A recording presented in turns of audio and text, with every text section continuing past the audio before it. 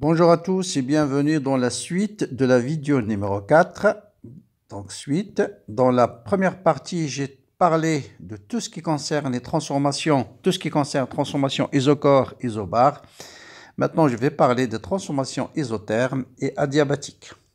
Donc, qui dit transformation isotherme dit bien sûr température constante. Donc, pour réaliser une transformation isotherme, il faut que notre système soit constamment en contact avec un thermostat qui impose la température que j'ai appelée ici une source T1. Donc, lors de la transformation, j'ai toujours la température de mon gaz qui doit être égale à la température T1.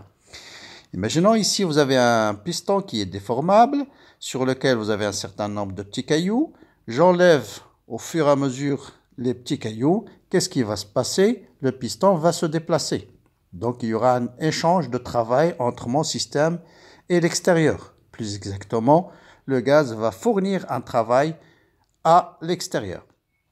Puisque le volume a augmenté, donc physiquement, normalement, le choc entre les particules va diminuer, donc la température devrait diminuer. Donc, pour garder la température constante, il faut absolument qu'il y ait un échange de chaleur entre la source ou le thermostat et mon gaz. Donc, le gaz ou bien la source va fournir une quantité de chaleur à mon système de façon à garder la température constante. Donc, il faut qu'il y ait absolument un transfert thermique. D'accord? Donc, dans cette transformation isotherme, j'ai en même temps un échange de travail et je dois avoir en même temps un transfert thermique que je dois calculer. Donc, imaginons que je passe de l'état 1 à l'état 2. Donc, le volume va augmenter.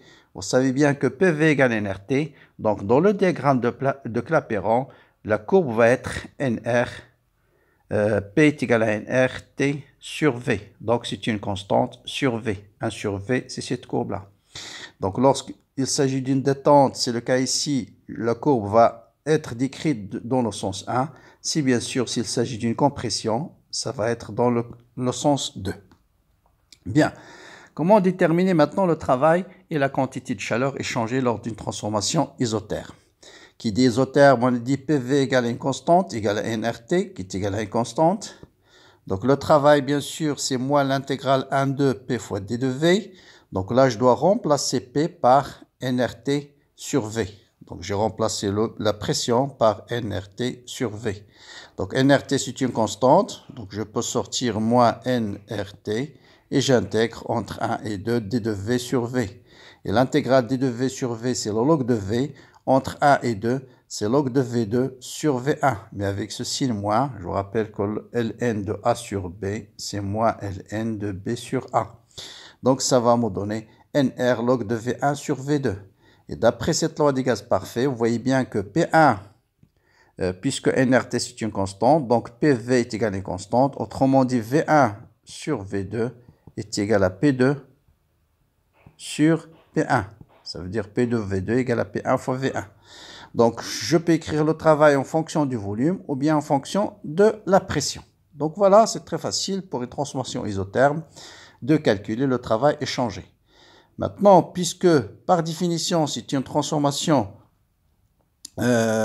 isotherme, ça veut dire quoi? Ça veut dire la variation de l'énergie interne. Pour un gaz parfait, on sait que l'énergie interne ne dépend que de la température. Donc, la variation de l'énergie interne et de l'entropie est nulle.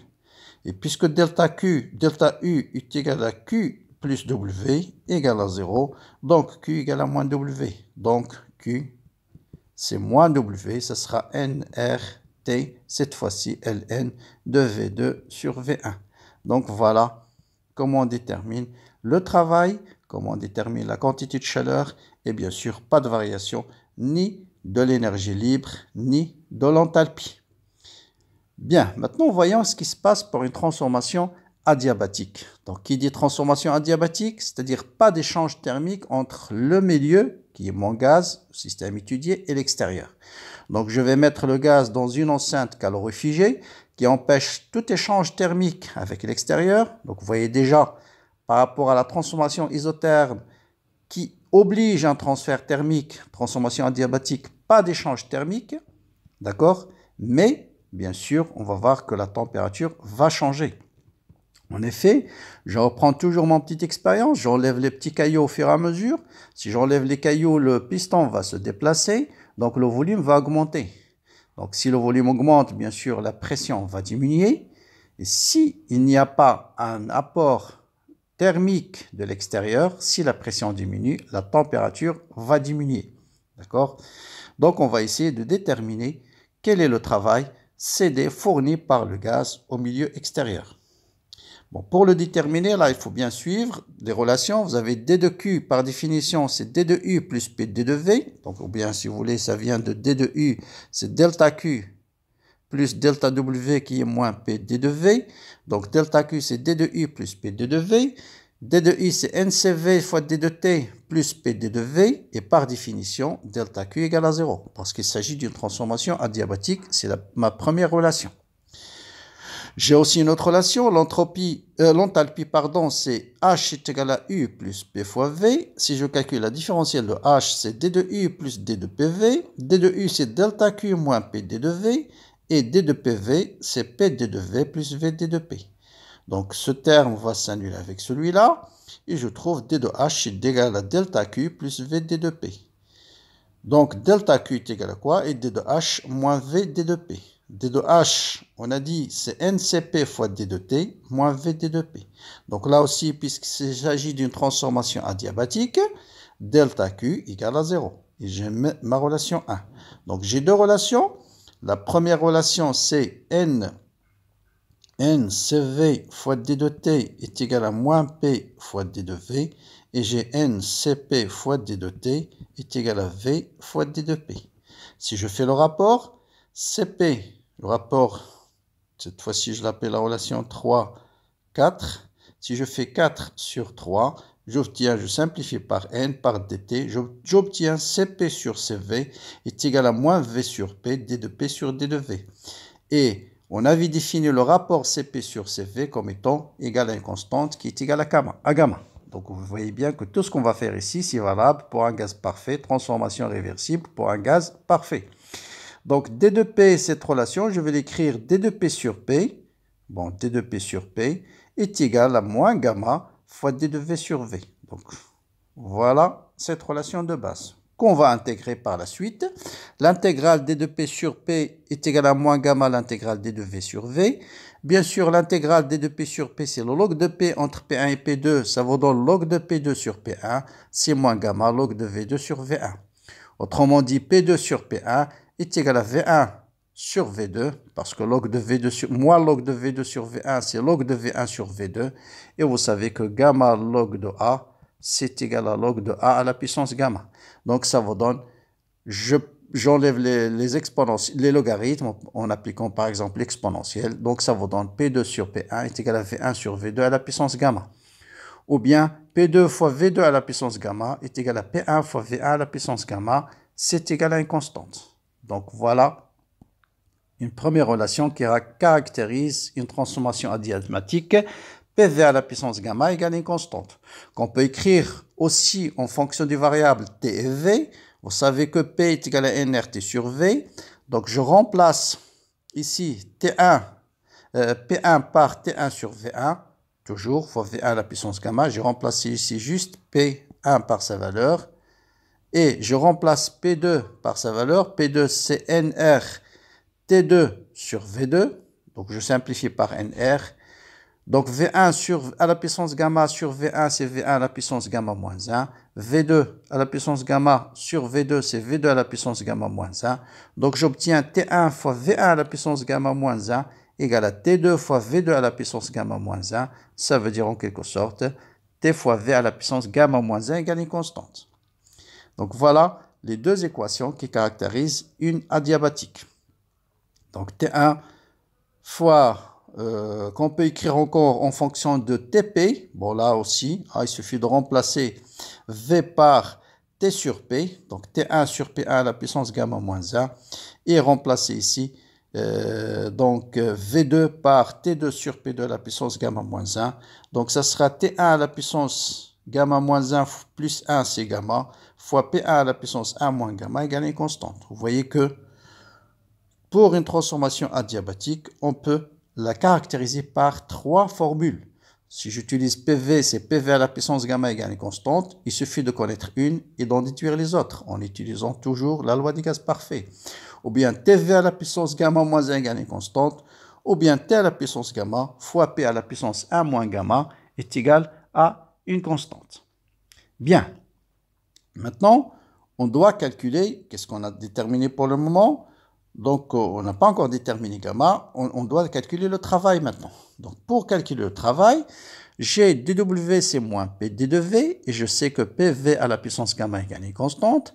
Donc, je remplace P par sa valeur. Donc dW est égal à moins, je multiplie par V à la puissance gamma en haut et en bas, et puisque PV à la puissance gamma, c'est une constante, donc je vais le sortir de l'intégrale. Donc, c'est moins PV à la puissance gamma, l'intégrale de dV sur V à la puissance gamma. D'accord? Or, l'intégrale de x puissance n, je vais écrire ici, plus bas, l'intégrale, un peu plus court, l'intégrale de x puissance n d de x, vous savez bien sûr que 1 sur n plus 1, x à la puissance n plus 1. Donc, intégrale de V à la puissance moins gamma, c'est moins gamma plus 1. Donc, petit calcul, je vous laisse le soin de faire ce petit calcul. Donc,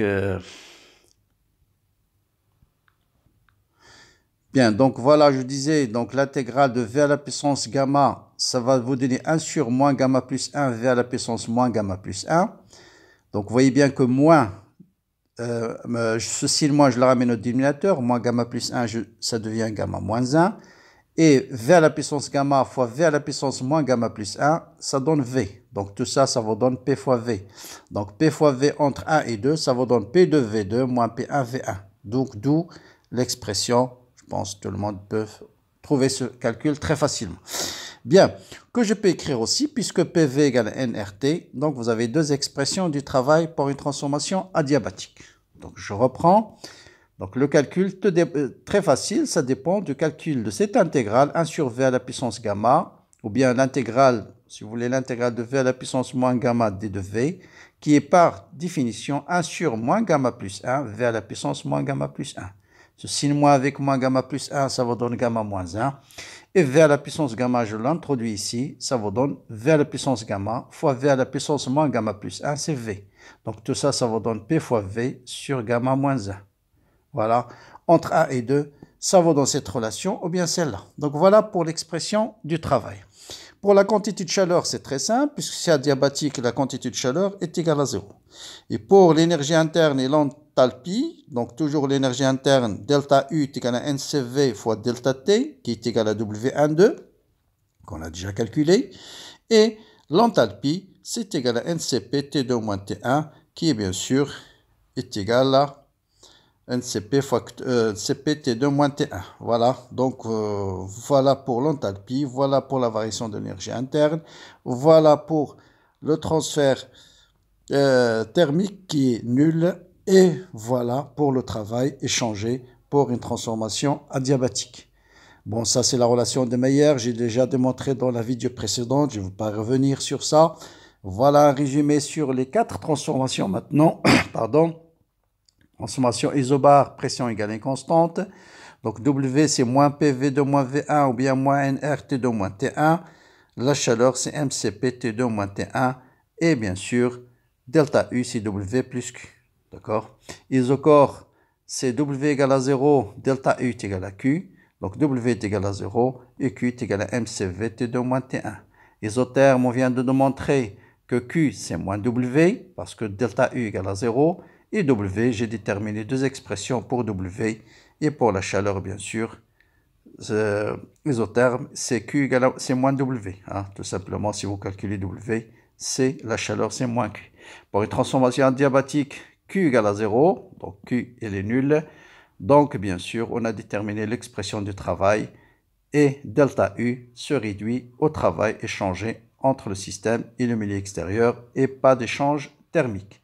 Voilà un résumé pour les 4 transformations, tout ce qu'il faut savoir. Maintenant, la prochaine fois, on va essayer de faire quelques exercices d'application.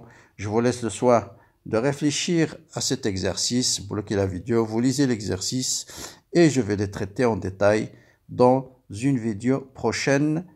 Inch'Allah. Donc voilà, bon courage, bonne continuation et à très bientôt.